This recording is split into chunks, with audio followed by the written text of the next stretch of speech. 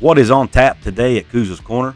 We're talking air raid offense, and we're dispelling some myths that it was Graham Harrell's air raid offense that caused USC to struggle. So pull up a chair, sit back, relax, and let me serve you up this shot of top shelf college football knowledge. Let's go.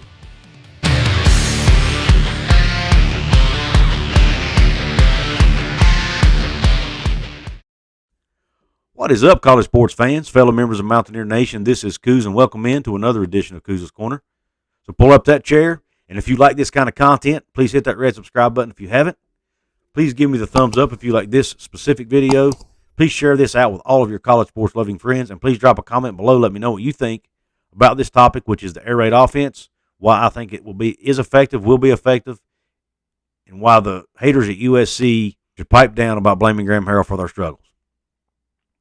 Number one, the whole run the grass concept. I have seen post after post, comment after comment, making fun of Graham Harrell's quote-unquote run the grass mantra that he gives his players in this air raid offense.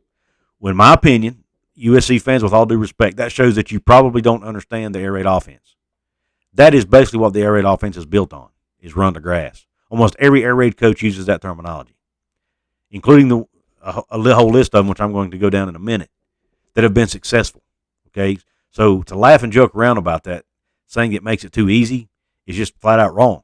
Okay, in my opinion, the person who was known for creating this offense is a gentleman by the name of Helton, who was a coach at Kentucky back in the mid to late '90s, and obviously he passed it on to Mike Leach. Well, the athletic director at Kentucky that hired Helton, his name was C.M. Newton. C.M. Newton described it to his Kentucky fans and donors as basketball on grass, and that's basically what it is. It's like running a fast break in basketball. You create space, you get your athletes in space, try to spread the floor, in this case spread the field, win one-on-one battles. That's what you do. That's what the air raid offense is built on. Taking what the defense gives you. An age-old concept in every sport, pretty much. Another thing I've heard some people make fun of, including some current USC players who played for Graham Harrell, is the fact that they even have to have a playbook now. Okay, big deal. Why do you need a playbook? I'm going to tell you why that shouldn't matter and why it actually is better not to have a playbook. A, how would you like to be a college athlete who has to worry about practice, games, workouts, study hall, your classes, plus try to find time to go on dates and have a social life? And yet you still have to find time to memorize a playbook that sometimes might be extremely complicated. How about playing in an offense that's not that complicated to learn and you don't need a huge playbook? Wouldn't that be nice? To me, that's an offense I would want to play in if I were a player. B, it's not that easy for the defense, like some of these USC fans have stated, because they dress it up pre-snap. All the bells and whistles are done pre-snap. You can run the same play multiple ways.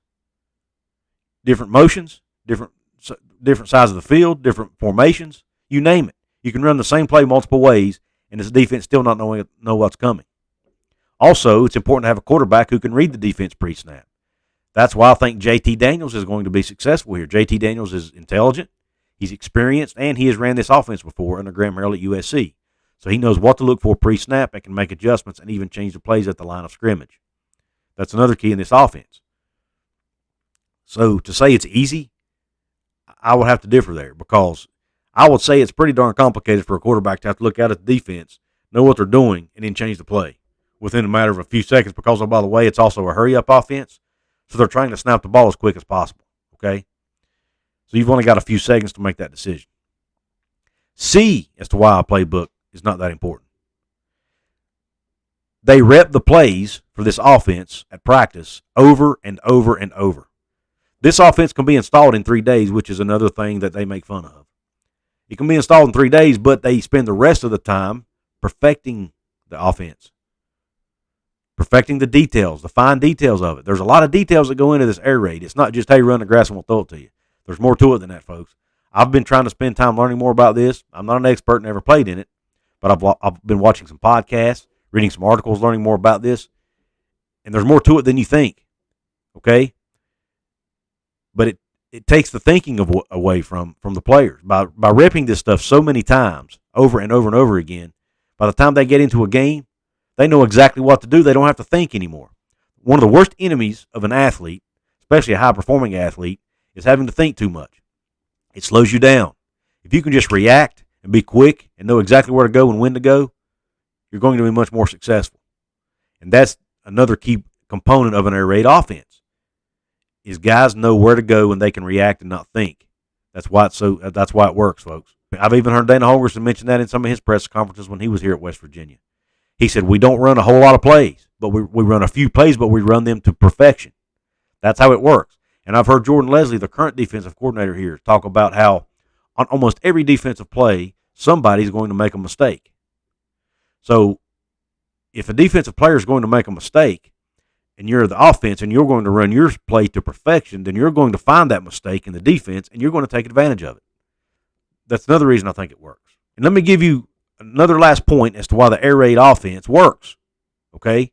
And why it being too simple is just a myth.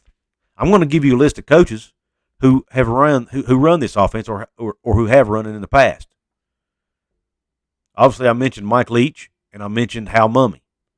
Sonny Dykes, current head coach at TCU, and who, oh, by the way, had a pretty darn good offense at SMU. Dana Holgorsen, pretty good offensive coordinator, wouldn't you think? There's some argument about how good of a head coach he is, but nobody can argue how good of an offensive play caller and offensive coach Dana Holgorsen is. I've never heard anybody argue against it. Lincoln Riley, pretty good, don't you think? Graham Harrell, Neil Brown, and let's not forget Cliff Kingsbury, who, oh, by the way, got a job coaching in the NFL and is now bringing that offense to the pro level, which was thought to be unheard of a few years ago. There are now NFL teams implementing air raid concepts into their offense. About half of Cliff Kingsbury's offense is probably an air raid type offense. And now teams are starting to draft players who run air raid systems. In the past, an air raid player, a player who ran an air raid was kind of looked at as, well, his numbers are just inflated because he throws the ball so much. So a lot of NFL teams may not draft a guy because of it, or at least not draft him early. Now teams are drafting guys not in spite of playing in an air raid, but because of it. Look at Patrick Mahomes, folks. You think he's not very good? He came up through an air raid system. He played at Texas Tech. He knows how to run an air raid offense. Kyler Murray, wouldn't you say Kyler Murray's pretty good? He ran an air raid at Oklahoma. Now he's running an air raid type offense at Arizona in the NFL. So, folks, I'm telling you, the air raid offense works. I think it's the best offense in college football. I really do. It's not only is it effective, it's fun to watch. It'll bring fans to your stadium. It'll bring eyes to your TV screen, and you can put up a whole lot of points. Okay? So for anybody to laugh and make fun of this offense because it's too simple, in my opinion, with all due respect, does not understand how it works and the principles behind it. Okay? Let me know in the comment section what you think, Mountaineer Nation. Do you think I'm right, and do you think this offense works because of the things I mentioned? Is there something I left out? If you're a USC fan or a fan of another team, where am I wrong? You tell me. I want to know what you think. Your opinion is just as important as mine, and I'm sure I am kind of biased here, okay? But I tried to look through this as objectively as possible, and tried to give you guys a fair assessment of this offense, and I feel like I've done that. Hopefully I did. If I didn't, tell me. I don't care. Also, guys, don't forget, I have merch now. I'm excited about this new line of merch I have. It's up on the screen for you now, a shirt that I have to offer you. If you're a West Virginia fan, if you live in the state of West Virginia, if you just love the state of West Virginia, you can show off your state pride with this shirt. Heck, if you don't live in West Virginia or don't have anything to do with the state of West Virginia, but you just like this shirt and think it's cool, or you like Jack Daniels and you like it because it looks like Jack Daniels, drop in my merch store, pick you up something. I've got T-shirts, hoodies, ball caps, beanies. I've got coffee mugs, bandanas, a lot of different things you can choose from in there. Go check it out. Or if you want to buy something with my channel logo on it, it's like over my right shoulder here, you can do that as well. All of that will be linked in my merch store, which is in the description box right at the top. If you can't do any of that, you want to support me absolutely free, you can do it by liking, sharing, commenting, and subscribing. All of that helps that YouTube algorithm, gets my videos pushed out more, gets it to more viewers, gets me seen more, and helps my channel grow organically. I really appreciate all your support and for tuning into this video. And until next time, Q Country Roads.